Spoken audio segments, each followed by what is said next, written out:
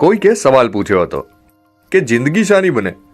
જો મને આ સવાલ પૂછ્યો હોત તો હું જવાબ આપત કે જિંદગી વાર્તાઓની બનેલી હોય, યાદોની બનેલી હોય.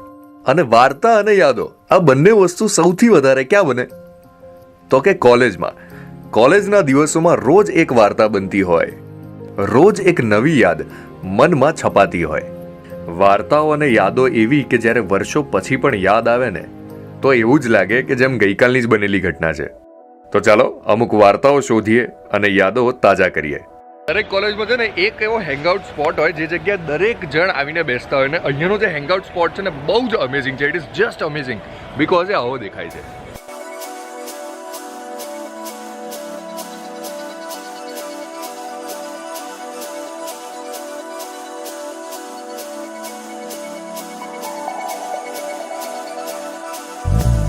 ટ્રસ્ટ મી, જો હું આ કોલેજમાં ભણતો હોત ને તો આ જ મારું હેંગઆઉટ પ્લેસ હતું. 24 કલાક અહીંયા જ બેસી રહેત. ના હું લેક્ચર્સ ભરત, ના હું કેન્ટીનમાં જાત, ના હું ખાવા જાત, કશે જ નહીં. કારણ કે અહીંયા એટલી બધી ગ્રીનરી છે જેની કોઈ હદ નથી. What a beautiful place this is. અને પ્લસ એ બાજુ આર્કિટેક્ચર ડિપાર્ટમેન્ટે નાનકડું બહુ જ સરસ એક પોન્ડ બનાવ્યું છે જેની અંદર ફિશ રહે છે.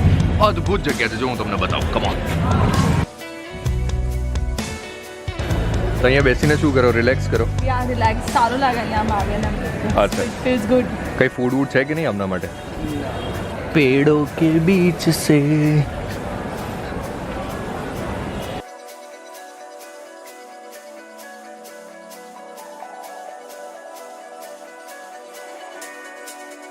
ખાલી સિનરી તો જુઓ.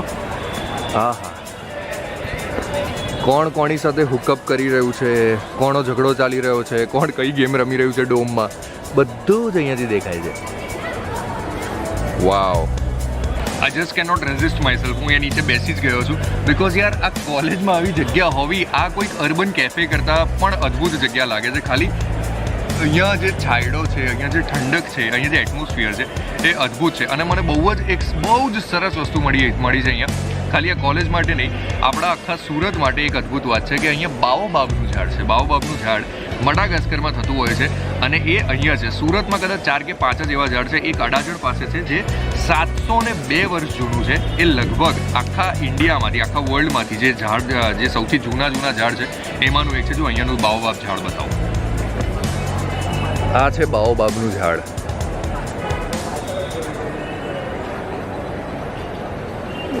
આની ખાસિયત એ છે કે આનું જે ટ્રંક હોય છે, એટલે કે જે થડ હોય છે બહુ જ જાડું હોય. બટ એના જે આ જે બ્રાન્ચીસ છે ને સેમ ટુ સેમ એના રૂટ્સ જેવા દેખાય છે. એટલે કોઈક ઝાડના રૂટ હોય ને એકદમ પાતળા દંડીઓ. આઈ ડોન્ટ થિંક કે તમને દેખાઈ રહ્યું છે કે નહીં, બટ યસ એ પ્રમાણેનું દેખાય છે અહીંયાનું આખું. હમણાં હું બેઠો છું સ્કેટ કોલેજના કેન્ટીનમાં. પહેલાં તો હું મારી કોલેજની વાત કરું કે જો મારી કોલેજમાં હતો ને એ વખતે ત્યાં છે ને 2 વસ્તુઓ બહુ જ ફેમસ હતી. એક તો અન્નાની મેસ કહેવાતી, કેન્ટીન નહીં, અન્નાની મેસ કહેવાતી. અને સૌથી જોરદાર વાત એ છે કે ત્યાં મસાલા ઢોસા અને ફૂલ ફ્રાય અને મસાલા બ્રેડ એ બંને વસ્તુ બહુ જ ફેમસ હતી. એટલે જો અન્ના જો મને ક્યાંય પણ જોયે એમ ફરતો તો ત્યાંથી જે બૂમ પાડી દે કે ફૂલ ફ્રાય, કારણ કે એને ખબર જ હોય કે આ વ્યક્તિ આવ્યો છે તો આ જ ખાવાનો છે. એવું સૌથી જોરદાર વસ્તુ અહીંયા તમારી કેન્ટીનમાં કઈ? મૈસૂર મસાલા ઢોસા અને ઓપન ટોસ્ટ. ઇન શોર્ટ જે હેંગઆઉટ પ્લેસ છે તમારી એ આ જ છે. યાર આ તો વાત થઈ ખાવા પીવાની ને એ બધાની, બટ મને ખબર છે કે કેન્ટીનમાં આના સિવાય બહુ જ બધું થતું હોય. બરાબર. તો એવી કઈ યાદ છે જે ઘરે બિલકુલ કહેવાની નથી અને કેન્ટીનમાં થઈ હોય? અમે ગ્રુપ સાથે એક દિવસ બેઠા હતા. બધી એડવર્ટાઇઝમેન્ટની જે ટેગલાઈન હોય ને તેના ડબલ મિનિંગ કાઢીને અમે બધા મસ્તી. ફોર એક્ઝામ્પલ પહેલે ઇસ્તેમાલ કરે ફિર વિશ્વાસ કરે. પેલું ચલે જ્યાદા કરીને એક હતું ને, ચલે જ્યાદા. હા. પછી કે મેરે શહેજાદે કે લીએ શેરવાનિયા દિખાઓ. આપણે એક કામ કરીએ, તમે જે આઈટમ કીધી અહીંયા શું મસાલા ઢોસા સૌથી સરસ મળે. આપણે મૈસૂર મસાલા અહીંયાથી મંગાવીએ અને ટેસ્ટ કરીએ.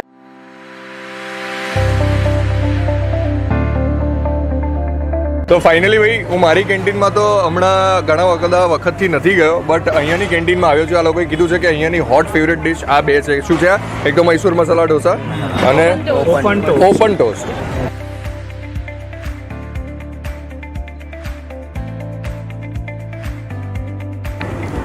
યાર કોલેજ કેન્ટીનના ફૂડની ખાસિયત શું હોય ખબર છે? કે ટેસ્ટમાં કંઈ જ ખાસ ના હોય પણ છતાં બી એની આદત પડી જાય. કેમ કે આ બી આનો ટેસ્ટ નોર્મલ છે બટ છતાં બી એડિક્ટિવ વસ્તુ હોય કે તમે રોજ આવીને વસ્તુ ખાવા જાય.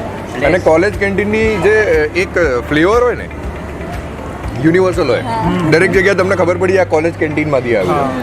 મસ્ત છે. હવે આવીશું રોજ. ये गलियां ये चौबारा यहाँ आना ना दोबारा.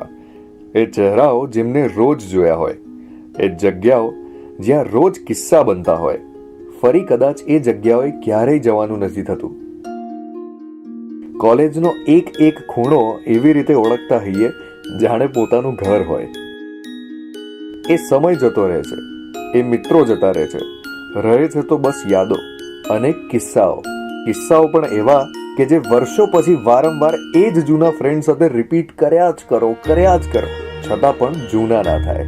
નેક્સ્ટ એપિસોડમાં ફરીથી મળીશું કોઈક નવી વાર્તાઓ સાથે, કોઈક નવી યાદો સાથે.